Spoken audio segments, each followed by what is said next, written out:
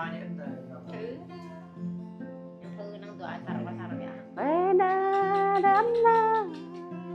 Puki bradela Tarki bradde dam Matnam ki bade me Raki vene me Em đinh na đắm ba đinh nào đắm la Bồn thăng quan kỳ đề lá thơ mình hả? Đã bị thở. Bam grab de đắm na Lan hăng vật kỳ đề Rê cha góc nhàn mê la Rê cha lan trang mê la Wow, cái pha đã đọc hiểu. của anh Kỳ đề cha đáng kren Bam de na Ấp kê kru mỹ ang Ấp kê krang mỹ re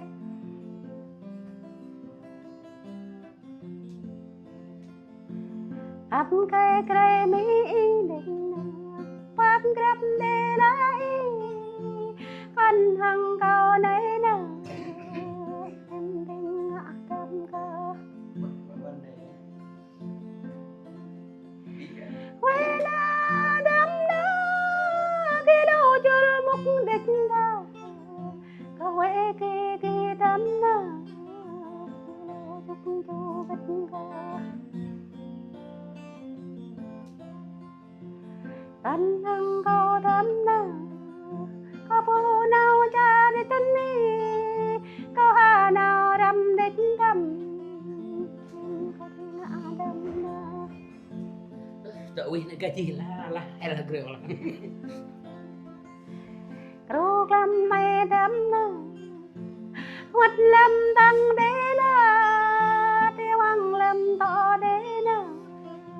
Kỳ rõ lâm kê đế la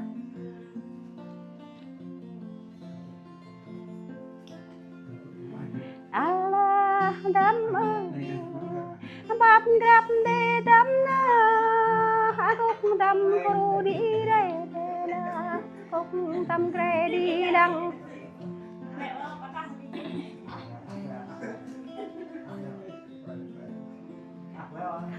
Bab na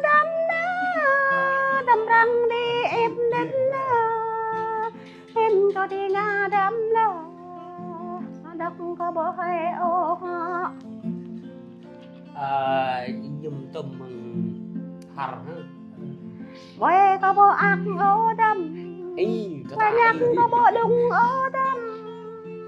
Chiếc là bình kỳ thông cây quê họ Đây là bình kỳ thông cầm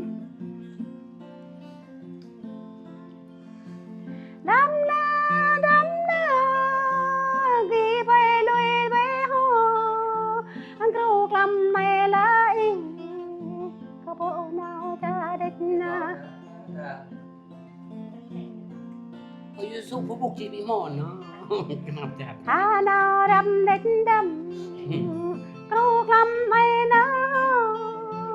Có bộ in lạ lệ ô kì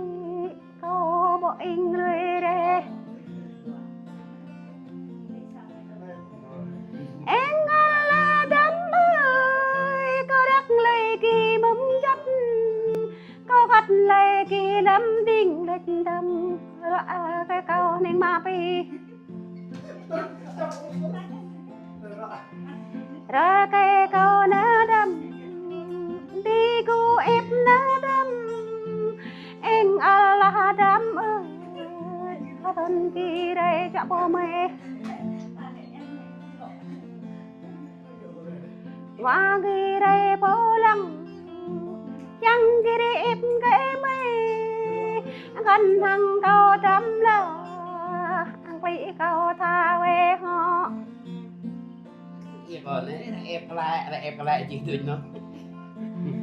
Gần thằng câu đâm ơi Nhà câu lùi bấy là Tôi có bộ màu ô đâm Anh là đâm là Bữa nào trai chân kỳ Có hai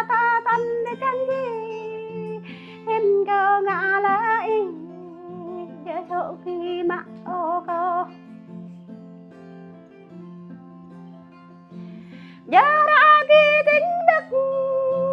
ai kê kia lắm lê anh ôm câu rồi hăng kia lắm lê câu bộ ca ôm câu bộ hăng kia lê kia ra lê bố bom địch na em câu đi ngã lá đâm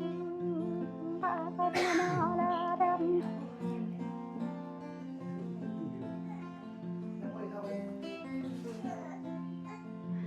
con cây kia đã đâm con chi tóc lắm gia đình na mấy con cây kia đã đâm con chi ba lâm tăng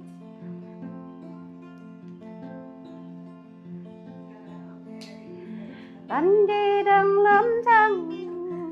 em tình nhà lấy câu này thọc li lấy chân câu này thọc lưng lê nhập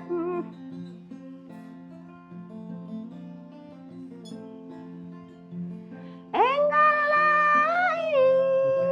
nào lần dù na đâm ba địch nhằng đã ba địch cô nào lần ya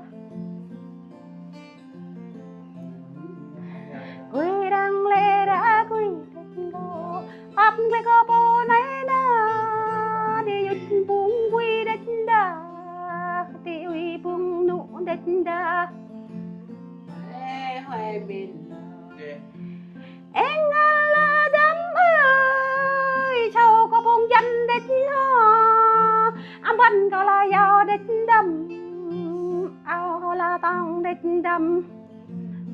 Là mày ghê. canh thằng có đám ơi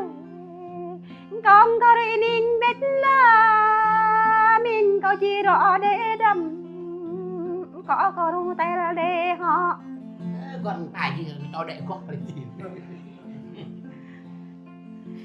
Bắp grab na đâm na đùm ta đã ya na ayo kia tổ yo đùm ta vội hăng đi yam ô kia phá yam canh hăng câu lấy na có bộ vợ xe mệt lắm nè có ghê vợ cho họ lắm nè ở đâu ngon đấy hay là